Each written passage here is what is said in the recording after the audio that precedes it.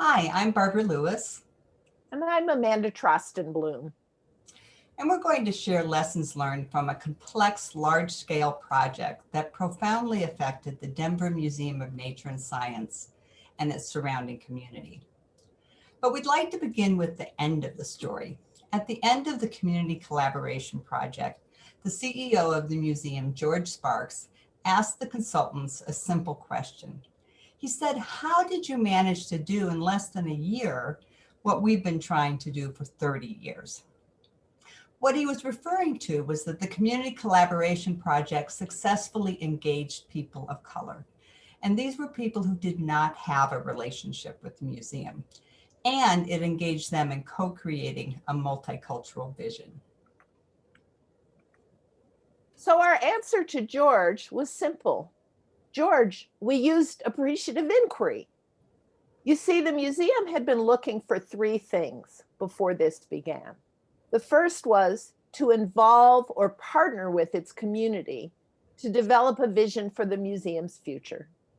Second, they wanted to revolve around the community's needs and interests.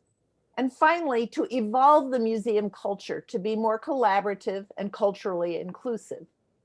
In essence, appreciative inquiry became the fuel that helped them achieve their goals. For those of you who are familiar with AI, large-scale AI in particular, our process will look very, very familiar.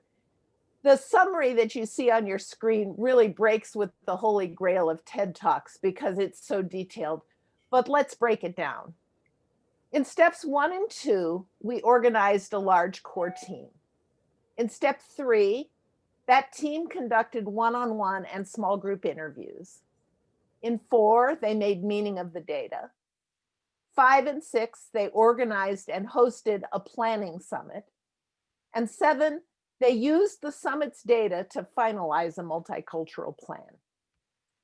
The magic was in how the diverse project leadership and core teams tweaked the process to engage people who'd had no previous relationship with or commitment to the museum.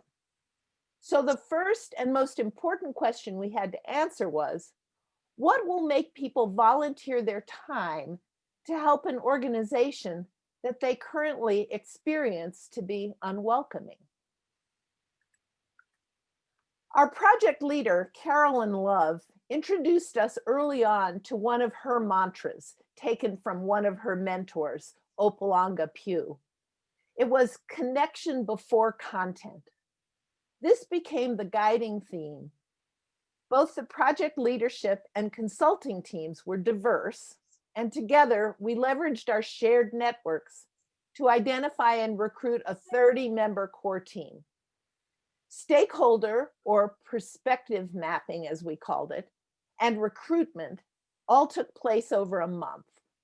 People put their personal credibility and reputation on the line, asking cherished colleagues, friends, and mentees to contribute to this institution, even though it was considered by many of them to be a bastion of white privilege. So in the end, half the core team members were white and half were people of color. Half were museum staff and half were community members from different community organizations and government entities that were serving people of color. This composition of the core team was critical for several reasons. The first reason was that it helped forge these strong, trusting relationships. And those relationships were especially important for the museum staff so they could listen through and see through new lenses. You see, they had to hear things that were difficult for them. When they began interviewing people of color, they heard things like, "We don't have a relationship with the museum. We don't feel welcome there. We feel it's a bastion of white privilege." One Native American remarked that he had noticed that the exhibit on Native peoples was located next to the exhibits on animal extinctions. So trusting relationships were especially important to create a kind of safe container for honest conversations.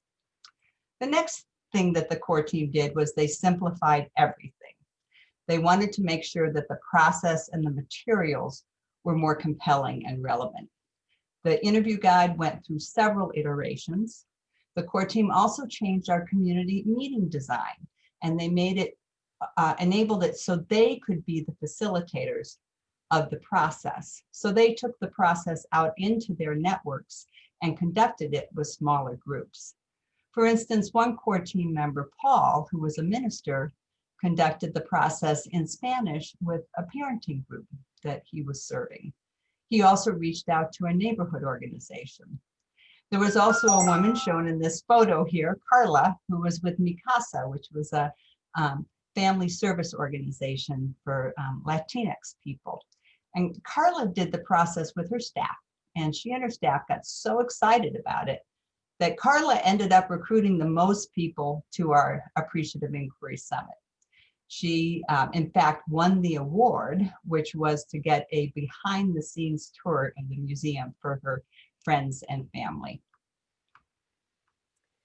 So as you heard, several of the conversations had been conducted in Spanish.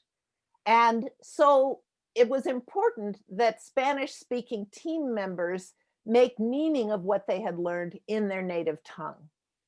This subgroup seemed to be describing what they were learning in more visceral and heart-centered ways than their English-speaking counterparts. So the larger group decided to follow them, to lean into the words and images that connected people's hearts and minds.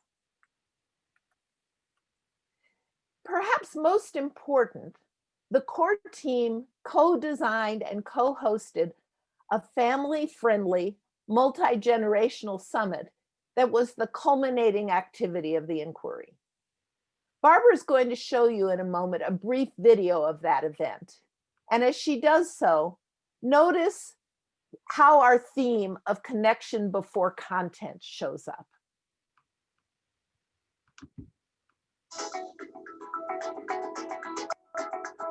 We're at a tipping point here at this museum, and we're doing a bunch of major projects to do things maybe on the first floor, maybe do things in our dioramas that will really define what this place looks like in the coming decade. And what we're learning here today is what's going to inform those spaces.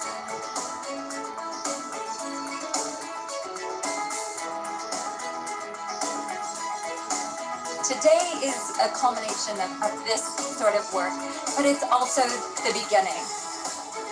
From this day forward, the museum will never work the same way that we did in the past. This will be a new way that we work. This will not be your last opportunity to engage with us as community. We have learned through this how, the rich experiences, learning about your hopes and aspirations, and they're our guiding light. It's a real treat to see this museum be so ambitious and creative about looking to its future and engaging the larger Denver community in doing a collaborative future that's going to be mutually beneficial to all.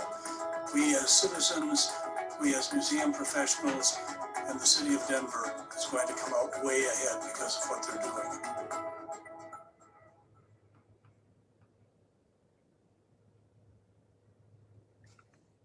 So once the plan was complete, the museum had an appreciation dinner. And Barbara's going to read an excerpt from the invitation that they sent.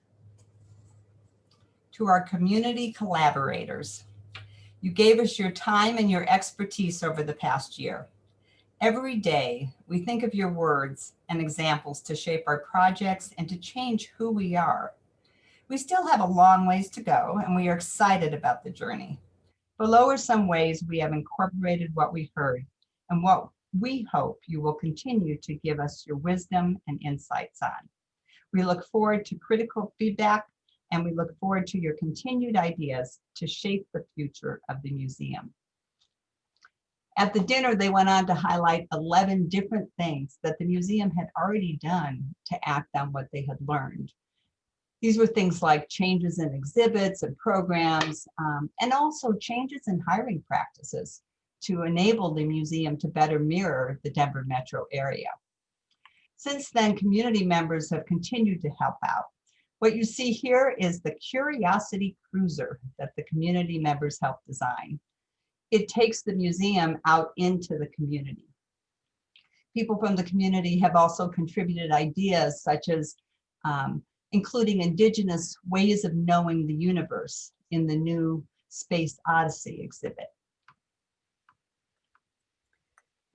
The Community Collaboration Project introduced the Denver Museum to appreciative practices that continue to influence them on a daily basis. It helped to shift their culture from "we're the experts" to "we co-design with our community." Over the next 3 years, several other AI initiatives were launched, focused on increasing collaboration and strengthening appreciative design capacities within and beyond the museum.